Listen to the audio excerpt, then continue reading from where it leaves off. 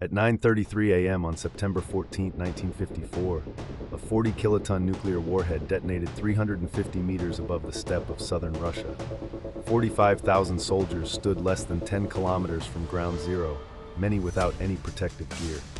The shockwave hit them minutes later, a wall of heat and pressure that threw men to the ground. Some would later describe the sky turning purple, then white. The Totskoye test was not a secret war game. It was an experiment to see how human beings survive a nuclear battlefield. The soldiers had been told it was a routine exercise. They were not warned about radiation. They were not given dosimeters. Within hours, the first signs of contamination would appear, but the Soviet machine had already set its course. The exercise, codenamed Snowball, was part of a larger Soviet effort to prepare for nuclear war. A mock battlefield had been constructed. Trenches, bunkers, artillery positions, and even wooden houses to simulate a town. The 45,000 troops were drawn from multiple divisions and were told they would be testing a new type of large conventional bomb. They marched for days to reach the Totskoye training ground, a remote area near the Ural Mountains. Officers carried out briefings, but no mention was made of radiation hazards. The soldiers were equipped with standard canvas uniforms and boots. No anti-gas cloaks, no respirators. The atmosphere was one of controlled chaos, with commanders anxious to demonstrate Soviet military prowess. None of the men knew that they were about to be exposed to a nuclear blast intended to simulate a clean tactical strike. Despite the secrecy, concerns reportedly surfaced within the Soviet General Staff. Some medical officers questioned the safety of having troops so close to a nuclear detonation. According to declassified documents, the chief of the Soviet Radiation Protection Service warned that the troops would be exposed to lethal doses of gamma radiation, but his warnings were dismissed. The test was seen as essential for validating Soviet doctrine of offensive nuclear warfare. The KGB monitored all communications to prevent leaks. Soldiers who asked too many questions were reassigned. The exercise was scheduled for the autumn of 1954, with a weather window that would ensure the radioactive cloud drifted over sparsely populated areas, or so the planners believed. The warning signs were there, but they were buried under the weight of military ambition and political paranoia. The decision to proceed came from the highest levels. Stalin had died the year before, and the new collective leadership, particularly Nikita Khrushchev and Defense Minister Georgy Zhukov, wanted to demonstrate that the Soviet Union could fight and win a nuclear war.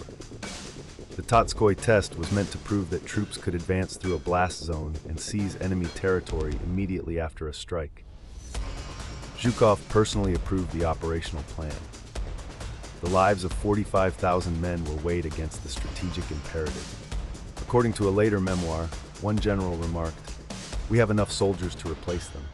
No serious protection was provided. No lead-lined suits, no potassium iodide, no real-time dosimeters. The men were told to simply cover their eyes and open their mouths to equalize pressure.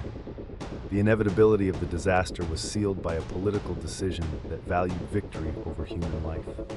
The bomb, designated RDS-4, a 40-kiloton fission device, was detonated atop a 350-meter tower.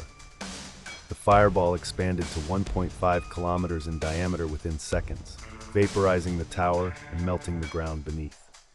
Troops were stationed in trenches 5 to 10 kilometers from epicenter. At the moment of detonation, they were ordered to turn away and cover their eyes. The heat was intense enough to singe the wool of their uniforms. Minutes later, the shockwave arrived, a deafening blast that collapsed some trenches. Then came the order to advance. The soldiers rose and marched toward the mushroom cloud. The ground was scorching. According to accounts, boots began to melt. Dust, radioactive particles, and debris swirled around them. They were not wearing masks. They inhaled and swallowed the contaminated soil. The human experiment was underway. If this story is new to you, subscribe. There are dozens more the world tried to forget. Immediately after the advance, soldiers were ordered to occupy the mock town at the epicenter. They ate food from contaminated rations and drank water from the blast zone. Within hours, many reported nausea, vomiting, and skin burns. The command's response was to have them change uniforms and sleep in the field. No decontamination, no medical screening. According to declassified KGB reports, officers were told to report any radiation sickness as heat stroke or exhaustion. The exercise officially ended, but the fallout continued. The radioactive cloud drifted across the steppe, contaminating villages for hundreds of kilometers. The first responders, the soldiers themselves, were left without protection or follow-up. The Soviet military quietly filed away the casualty numbers under peacetime losses. The cover-up had begun. In the months following Totskoye, a wave of deaths swept through the participating units. According to official records that later surfaced, at least 1,000 soldiers were diagnosed with severe radiation sickness within the first year. However, independent researchers believe the number is far higher.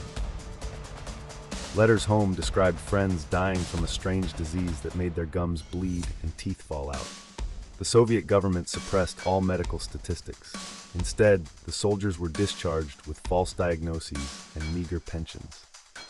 The KGB opened personnel files marked secret and cross-referenced every name.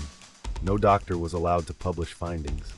The human cost was buried under classification. The test had succeeded in proving that troops could advance, but not that they could survive. Decades later, many veterans would die of cancers they never knew were linked to that September morning. The true human cost of Totskoye extends far beyond the soldiers. The fallout contaminated a region with a population of over 100,000 civilians. According to a 1990s epidemiological study, villagers living downwind of the test experienced elevated rates of leukemia, thyroid cancer, and birth defects. Children played in the radioactive dust, unaware. Livestock died or were born deformed. The Soviet authorities never evacuated the area. Instead, they banned doctors from recording the cause of death. One survivor recalled that her mother's hair fell out in clumps, but the local clinic said it was stress. Medical records were stamped, not for publication. By the time the Soviet Union collapsed, the number of excess deaths from Totskoye was estimated in the thousands, but the full count will never be known. The victims were denied a voice, their suffering erased by the state that sent them into the blast. The cover-up of Totskoye lasted for decades.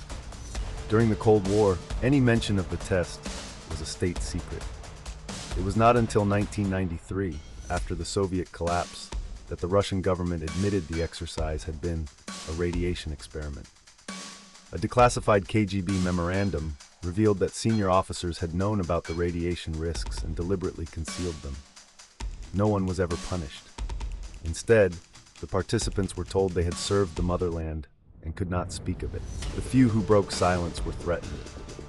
In the 2000s, a veterans association tried to seek compensation, but the Russian government argued that the statute of limitations had expired. The reckoning, when it came, was partial and bitter. The men of Totskoye were not heroes. They were victims of a state that saw them as expendable instruments of war. Operation Totskoye remains one of the most chilling experiments of the nuclear age. It demonstrated that the Soviets were willing to sacrifice their own soldiers to prove a military doctrine. The long-term consequences, thousands of cancers, birth defects, and a contaminated landscape persist today. The Totskoye site is still monitored for radiation, but no permanent memorial marks the spot.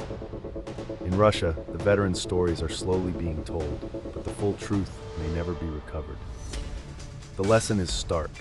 When human life is subordinated to strategy, the cost is counted in suffering. Nuclear Disasters continues to uncover these hidden histories. Subscribe to Nuclear Disasters to ensure these stories are never erased. The men of Totskoye